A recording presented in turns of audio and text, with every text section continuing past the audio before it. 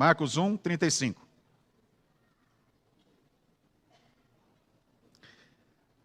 A Sagrada Escritura diz assim: tendo-se levantado alta madrugada, saiu, foi para um lugar deserto e ali orava. Feche teus olhos por alguns segundos, por favor. Querido Pai, a Tua palavra está aberta, nós estamos aqui diante de Ti. Fala-nos, Senhor, e que o nome de Jesus seja glorificado, e que o Espírito Santo ilumine a nossa mente. Erga um muro de fogo com os Teus anjos poderosos em torno dessa igreja, em torno deste lugar onde esse Teu filho, essa Tua filha nos assiste nesse momento.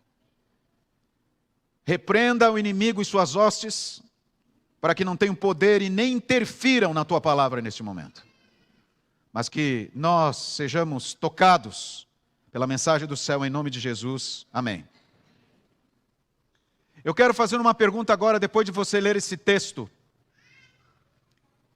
que declara uma das atitudes mais frequentes e mais comuns de Jesus: orar.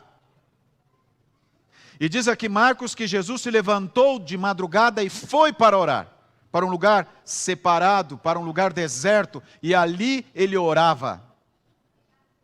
A pergunta para você é: por quê?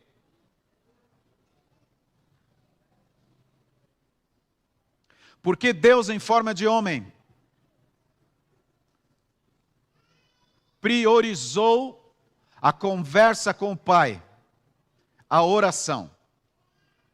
Por quê? Porque interrompeu o seu sono e certamente depois de um dia intenso de sermões, de curas, de atendimentos às multidões, Jesus decidiu que precisava orar. Por quê?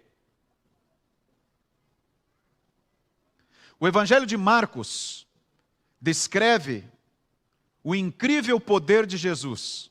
E eu convido você a separar alguns momentos neste sábado para ler o Evangelho de Marcos. São 16 capítulos, é uma leitura rápida. Mas é impressionante como Marcos descreve os detalhes do ministério de Jesus. Mas ali Marcos declara também o segredo do poder de Jesus. Qual era o segredo do poder de Jesus? Veja como Marcos escreve o capítulo 1, no mesmo capítulo 1, agora no verso 22. Volta um pouquinho na sua Bíblia. Olha o que diz o verso 22. Maravilhavam-se de sua doutrina, porque ensinava como quem tem autoridade e não como os escribas. Jesus tinha poder ao falar, Jesus tinha poder ao abordar as pessoas, ao se levantar para ajudar as pessoas, mas ele disse que ele estava como um ser humano aqui, sujeito às mesmas provações e às mesmas dificuldades que você e eu. Sentia calor, cansaço, medo, era tentado a desanimar.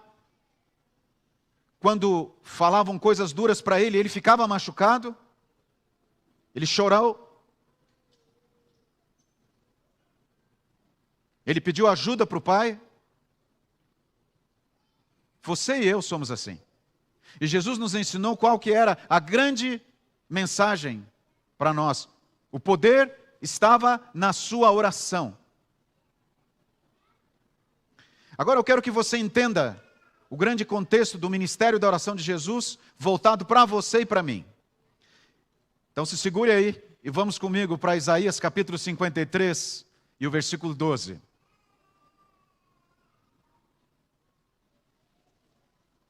Isaías capítulo 53, verso 12. Isaías está logo depois de Salmos. Salmos, Provérbios, Eclesiastes, Cantares, Isaías, antes de Jeremias, capítulo 53. Isaías considerado o profeta messiânico. Este é um capítulo que fala sobre o Messias.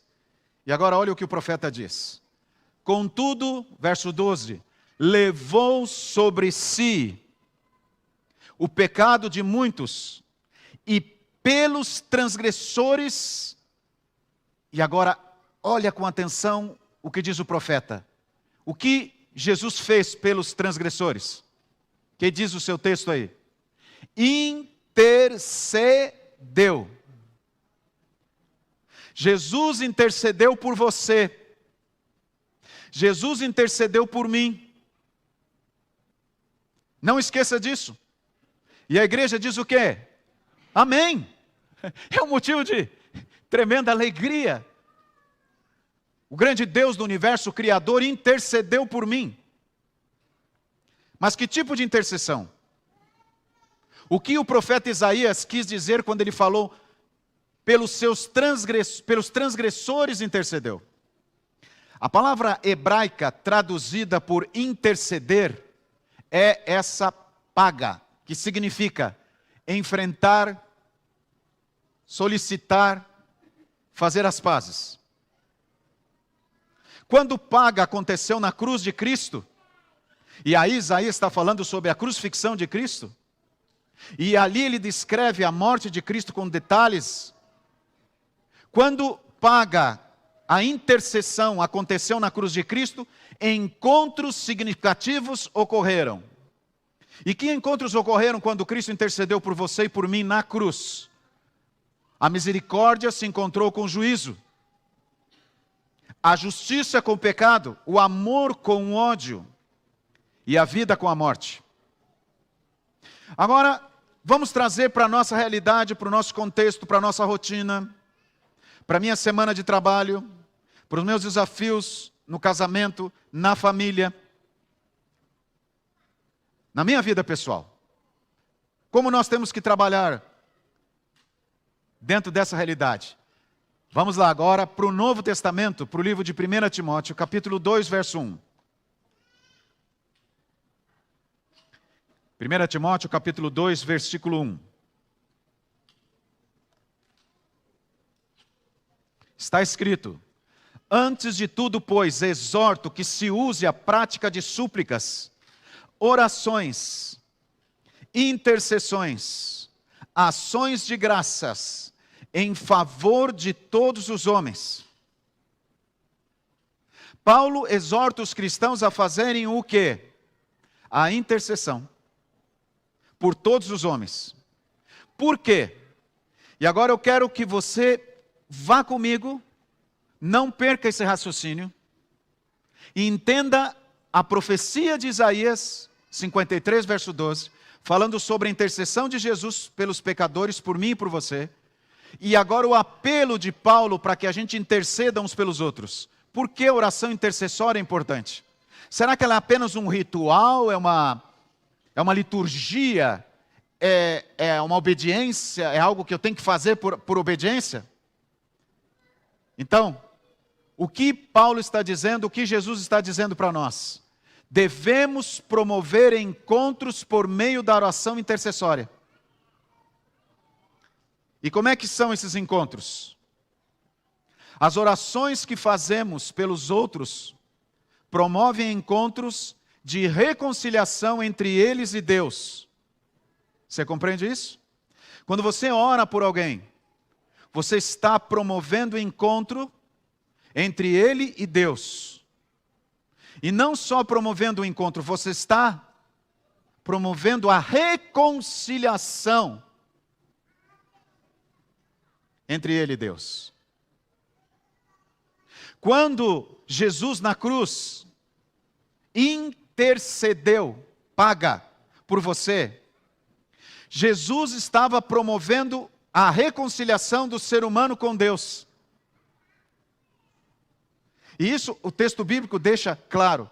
Mas quando nós oramos pelos outros, nós estamos promovendo os encontros de reconciliação entre essa pessoa e Deus. Mas não só reconciliação entre eles e Deus. Nós estamos também promovendo encontros de dissoluções entre eles e Satanás. Amém? Por que você precisa orar, interceder? Porque você está promovendo esse encontro através de Deus. Tanto a reconciliação como a dissolução se encontram na promessa de que Deus fez ao primeiro casal logo após a queda. Lembram? Gênesis capítulo 3, versículo 15. Um texto conhecido, é o proto-evangelho, a primeira profecia do Evangelho, a primeira declaração do Evangelho, ali diz: porém inimizade entre ti e a mulher. Deus está falando para Satanás, para a mulher, para a sua descendência, para os seus descendentes, e uma promessa: esse te ferirá a cabeça e tu lhe ferirás o calcanhar. Ali Jesus está fazendo uma promessa, mas Jesus está fazendo uma oração intercessória.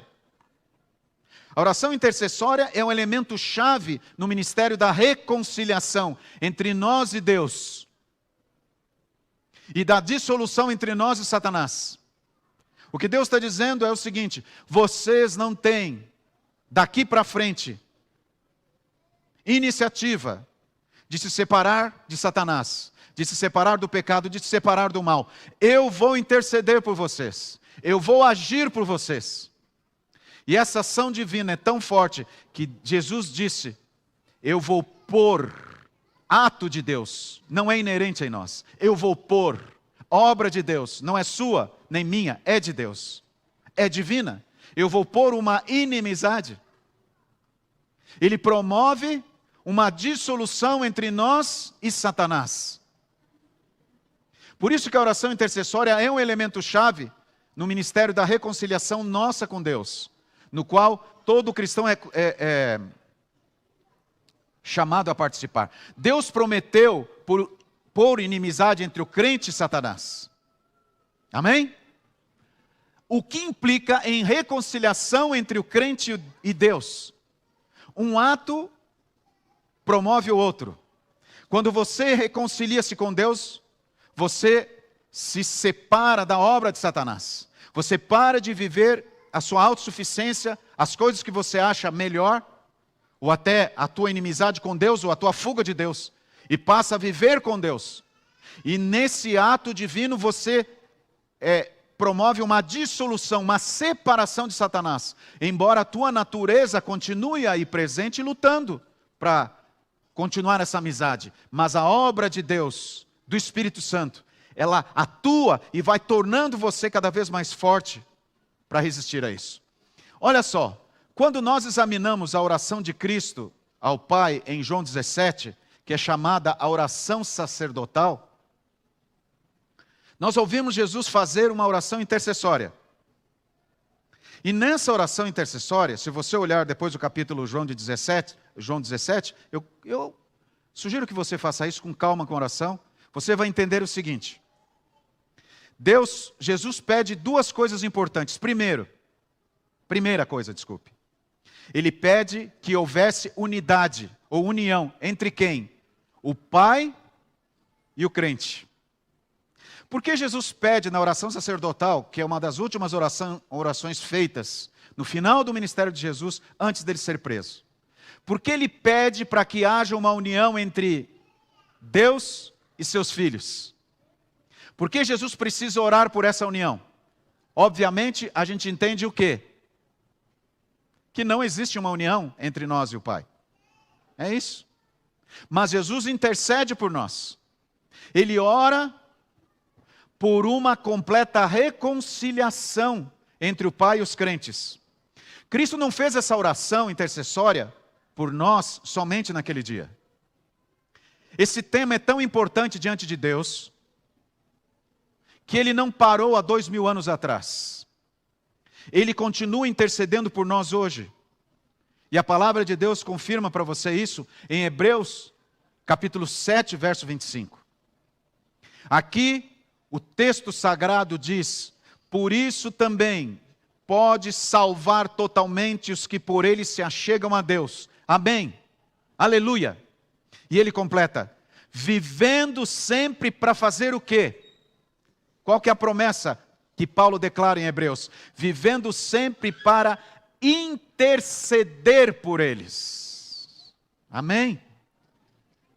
Você sabe que nesse exato momento, o Deus que criou o universo, que comandou o sol para que aparecesse hoje pela manhã, que dá vida para você, que cuidou de você essa semana toda, esse Deus maravilhoso, o nosso Salvador Jesus Cristo, está no santuário celestial intercedendo por você? Amém. Aleluia. Louvado seja o nome de Jesus. E isso não acontece agora, neste momento, porque você está sábado de manhã vestido de crente na igreja. Acontece sempre. Sempre. E esse ato de Deus, que está em São João 17... Ô, irmã, muito obrigado. Muito obrigado. Ele faz um segundo pedido especial. E o segundo pedido especial de Deus é que sejamos guardados do mal. A primeira intercessão, o primeiro pedido de Jesus é: reconcilia os teus filhos com você, que eles se reconciliem com você, que eles parem de fugir de você, que eles parem de argumentar, de viver em pecado, ele diz. E agora ele diz que os livre, que os guarde do mal. O que Jesus quer dizer com essa expressão em São João 17, que os guarde do mal? Você sabe? Então, eu quero ver com você isso de uma maneira muito prioritária. O que Jesus está querendo dizer? Jesus está orando pela quebra do poder e influência de Satanás na vida do crente. Amém? Ele orou para que você não seja dominado, controlado, aprisionado pelo mal.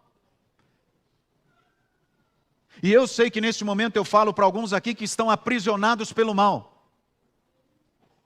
Até tem argumentos bonitos para colocar aqui para nós ou diante de Deus. Mas lá no íntimo sabem que têm sido aprisionados pelo mal, pelo vício, por filosofias vãs, pelo vazio existencial, pelo ódio, pela raiva, pelo rancor. Mas estão fugindo de Deus, estão aprisionados pelo mal. Jesus está chegando e eles continuam aprisionados pelo mal. Vêm à igreja, saem da igreja, andam durante a semana, se denominam adventistas, mas não estão vivendo como quem aguarda a volta de Jesus, porque estão aprisionados pelo mal. Jesus orou por você para que essa prisão, esse poder, essa influência de Satanás na sua vida seja quebrado. E olha o que Jesus diz, o que João diz, perdão, em 1 João capítulo 3, verso 8. Olha só. Isso é um todo no plano da salvação, no plano da redenção. Não é algo que está isolado num canto, num texto, ou no Antigo Testamento, ou perdido no meio de algum verso da Bíblia. É o plano da redenção para você e para mim.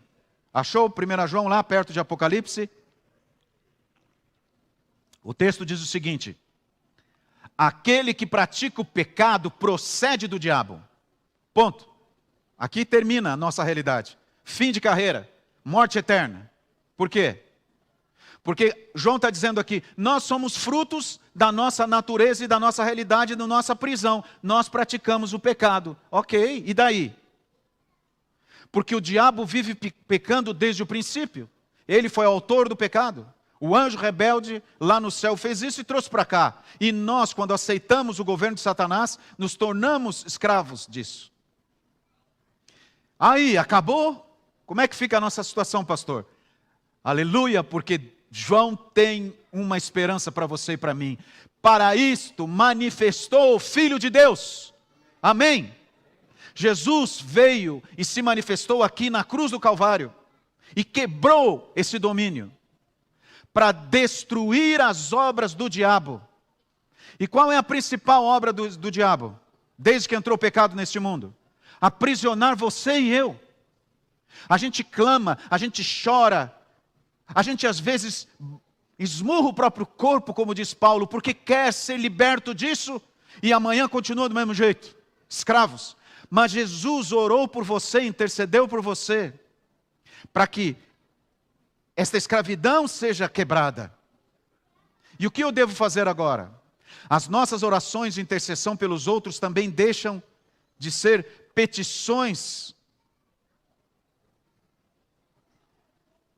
Clamamos, intercedemos para promover uma reconciliação com Deus.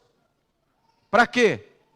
Para que Deus destrua a relação entre Satanás e aquele por quem estamos orando. Por isso que a oração intercessora é importante. Mas pastor, Deus sabe. Mas pastor, a outra pessoa é que decide. Não importa. Quando eu oro, eu estou dando o direito de Deus atuar na vida dessa pessoa. Quando eu clamo por mim, eu estou diante de Deus, dando o direito de Deus me libertar dessa opressão. E quebrar, destruir, esfarelar essa relação entre Satanás e nós. Um aspecto da intercessão descrita em Isaías 53:12, realizada na cruz, foi que o poder e a autoridade de Satanás sobre a terra foram quebrados. Amém. Até então não havia esperança para você e para mim.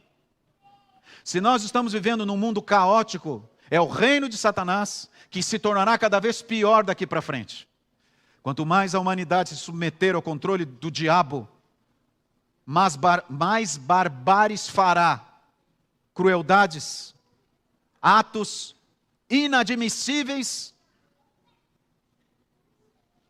que como seres humanos que ainda temos bom senso, somos capazes de entender. Mas as coisas se tornarão pior, porque o mundo tem escolhido o governo de Satanás, mas Jesus não nos deixou à mercê disso, Ele intercedeu por nós e Ele colocou-se na cruz à disposição para quebrar isso. Essa autoridade de Satanás foi quebrada. No grande conflito entre o bem e o mal no universo, Deus respeita a liberdade de escolha, a sua e a minha liberdade. Ele dá a cada um dos seus filhos a oportunidade de escolha.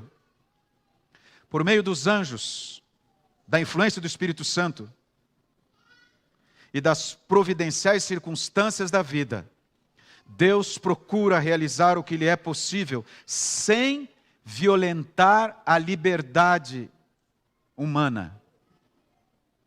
E aí você pergunta, pastor, por que tanta maldade nesse mundo? Porque Deus permite tanto sofrimento nesse mundo? Porque Deus respeita a liberdade de escolha. E deixa que o ser humano faça suas escolhas. Quando colocamos determinadas pessoas perante Deus nas nossas orações de intercessão, Deus vem. Respeitando, embora a nossa liberdade, Ele derramará o seu Espírito sobre nós para nos alcançar. Nós tornamos-nos canais de sua influência, tornamos-nos condutos de seu poder. E o que acontece nesse momento, queridos? Olha que coisa impressionante. E eu quero registrar esse ato de Deus, esse milagre, com o texto do grande conflito. Página 525, na versão em inglês. Diz o seguinte: Deus fará, em resposta à oração da fé, o que Ele não faria se não pedíssemos. Você entendeu isso? Você compreendeu isso? Quando Elias subiu ao Monte Carmelo, enfrentando os idólatras, pagãos, satânicos, profetas de Baal, ele era um contra mais de 400 profetas. E você sabe da história, Elias orou e desceu fogo do céu e consumiu o sacrifício. Algumas horas depois, Elias vai ao monte e ora pedindo para que venha chuva. Quantas vezes Elias orou para que viesse a chuva? 7 vezes. Se você quiser, confere lá na tua Bíblia depois. Ele orou uma vez, mandou o servo ver, nada. 2, nada. 3, nada. 4, nada. 5, nada. Onde é que está o Deus de Elias, que uma vez orou e desceu fogo do céu, e lambeu até a água e o córrego que ele tinha feito em volta do altar? Onde é que está esse Deus? Esqueceu de Elias? Não. Deus estava mostrando para Elias que quem controla tudo é Ele, não Elias. Quem decide é Ele, não Elias. Primeiro ponto. Segundo ponto. Deus sabia que Israel precisava de chuva? O que você acha? Sabia? É óbvio que sabia. Mas por que Elias teve que orar? Deus deu oportunidade desse profeta interceder pelo povo e usar a sua liberdade. E quando Elias orou, choveu. na 7ª vez que ele pediu. Você compreende? Você precisa orar por você, para a libertação das correntes do pecado, para essa pessoa que você sabe que um dia esteve aqui sentado na igreja e não está mais, porque prefere acreditar nas suas próprias ideias e nas filosofias seculares que estão por aí. Essa madrugada eu estava orando por algumas pessoas, agradecendo a misericórdia de Deus pela restauração de algumas e clamando pela vida de outras. E eu orei por alguns de vocês aqui. Orei por minha família, orei por os meus filhos. Eu quero terminar vendo com vocês algumas breves reflexões que eu ouvi alguns dias atrás e resolvi dividir com vocês, da Casey Tanaka, mas que eu achei muito importante. Olha só, quando tudo parece ser perdido, não reclame, clame. Essa frase acho que dá para a gente decorar, né? Para de reclamar e clama. Clama. Clama libertação, clama mais bondade, clame capacidade de perdoar, clame mais confiança, clame. Aí nós precisamos fazer algumas coisas. Primeira delas, salvar o que ainda tem vida. Algumas coisas já não dá mais para resolver. Elas ficaram no passado. Elas se perderam. Coisas às vezes que nós dissemos ou coisas que nós escolhemos. Siga a tua vida. Segunda coisa, enterre o que se perdeu. Enterre o que se perdeu. Não dá mais para resgatar as palavras que você disse? Enterre o que se perdeu. Não dá mais para revisar o passado, as escolhas erradas que você fez, enterre o que se perdeu e reconstrua o que foi devastado. Isso é extremamente importante para a gente. E nós não entendemos muitas vezes isso. Joel capítulo 2, verso 13, diz o seguinte: rasgai o vosso coração, e não as vossas vestes, e convertei-vos ao Senhor Deus. Da mesma forma que acontece com os desastres naturais, devemos proceder com os nossos desastres emocionais. E durante o processo doloroso nessa reconstrução, você deve observar com atenção, sem permitir que o teu coração endureça contra Deus. Clame, não reclame. Pois se assim você fizer, se você se endurecer contra Deus, você perderá a visão dos fatos segundo a perspectiva de Deus. E aí Joel, que fala e descreve, se você olhar no capítulo 1, ele vai descrever uma situação caótica da nação de Israel. Estavam tendo problemas de seca, de fome. Havia naquele tempo um costume, quando as pessoas estavam de luto, ou sofrendo, ou desesperadas, elas rasgavam a roupa. Joel fala assim: rasgai o vosso coração. É tempo de pararmos de reclamar e de clamarmos ao Senhor, intercedermos uns pelos outros. Esse ano de 2023 se foi.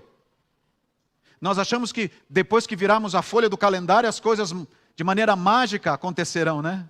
Até o regime que a gente sempre quis fazer, a gente vai conseguir, porque começou o ano de 2024.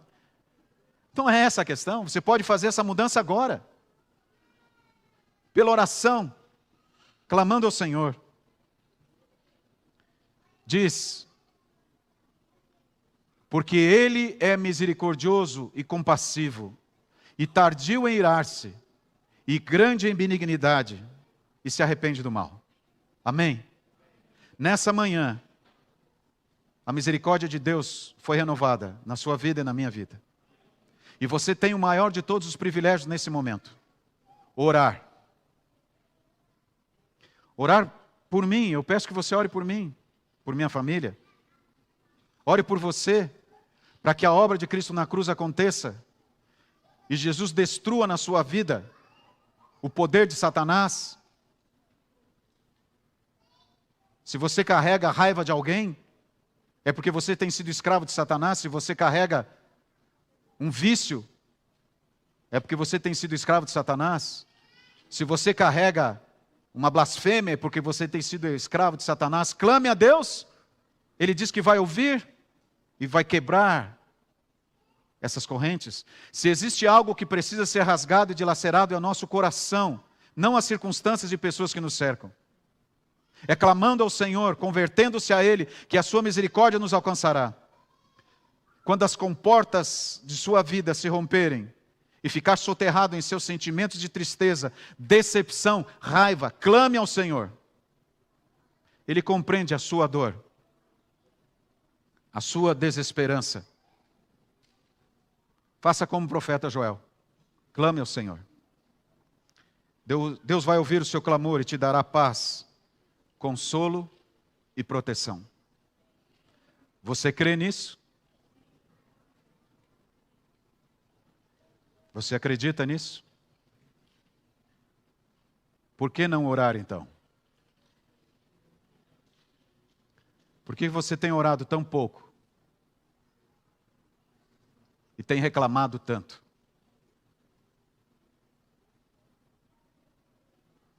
Por que você está desperdiçando o poder da oração? Na minha adolescência, eu me revoltei com a igreja, com Deus e com todos os pastores que eu tinha na minha lista, inclusive o meu tio. Eu tinha muita raiva deles. Me envolvi com amizades ruins.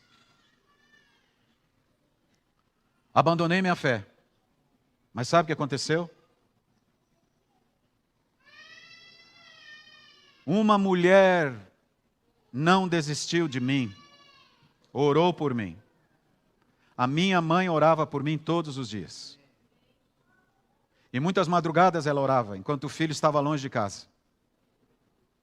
E eu olhava para aquilo e pensava, coitada. Mas um poder foi tomando conta do meu coração. E eu senti Jesus Cristo lutando contra o poder de Satanás, que havia me aprisionado e que havia feito a minha mente pensar que havia lugares melhores do que perto de Jesus. E por isso eu estou aqui hoje, porque a minha mãe orou por mim. E quando ela falou que estava orando pelo meu pai, eu duvidei e eu ri e disse, mãe, quem tem que decidir é o pai, não é você. Mas a minha mãe, inspirada por Deus, ela estava usando o recurso da oração intercessória. Porque quando aquela mulher orou por mim e eu não queria saber de Deus, quando ela orou pelo meu pai e eu não queria saber de Deus, Deus deu, pela liberdade de escolha da minha mãe,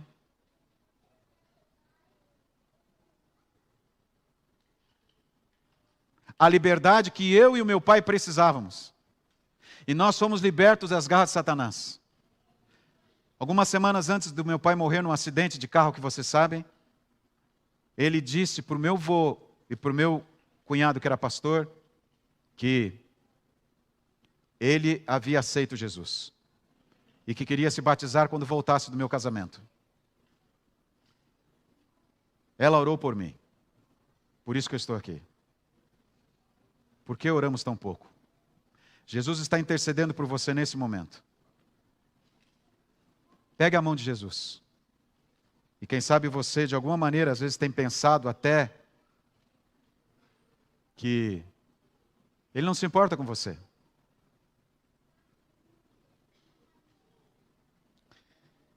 E sabe o que é triste? A gente confia mais nas teorias humanas do que em Jesus.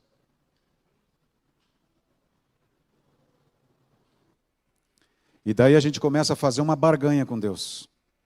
Se eu for na igreja e for bonzinho, e você resolver meus problemas, eu prometo me comportar. Mas continua vivendo os conselhos desse mundo caído e achando que está fazendo a coisa mais bonita do mundo.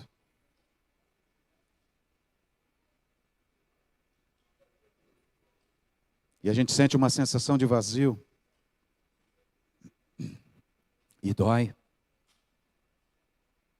E dói. Eu falo para alguém nesta manhã que está passando por esse momento em que o coração está apertado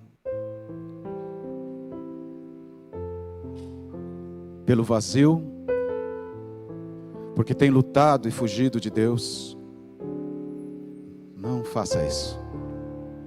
Jesus está orando por você neste momento, para reconciliar você com Deus e para libertá-lo da opressão do pecado e da destruição do mal. Amém. Fala com Deus aí, por favor, e deixa que Ele faça esse milagre e liberte você.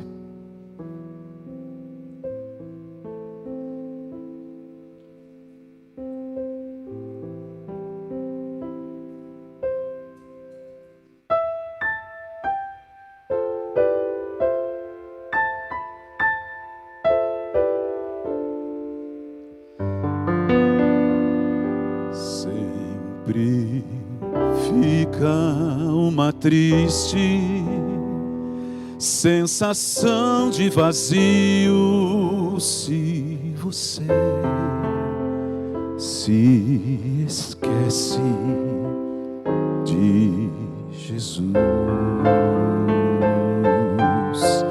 e confia nas teorias e promessas humanas. Parece que Jesus se afastou. Que tipo de amigo poderia afastar-se, fugir num momento fatal? Não é esse amigo tão bondoso e leal, que está sempre pronto a amar e a perdoar.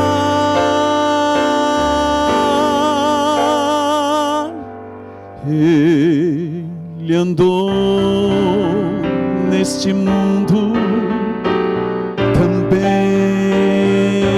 e conhece os poderes do mal,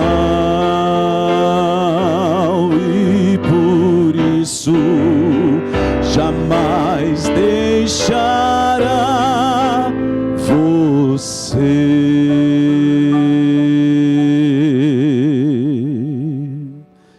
Basta apenas você crer e confiar.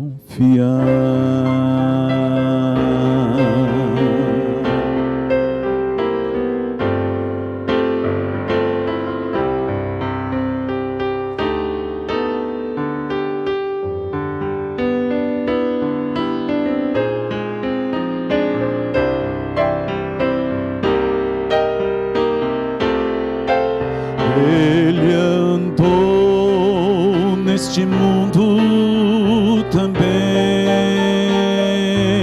e conhece os poderes do mal, e por isso jamais deixará você.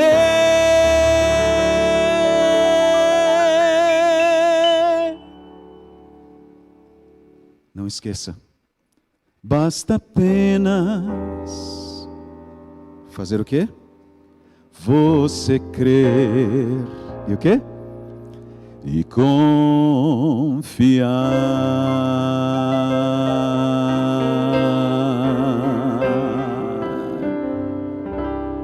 Confia.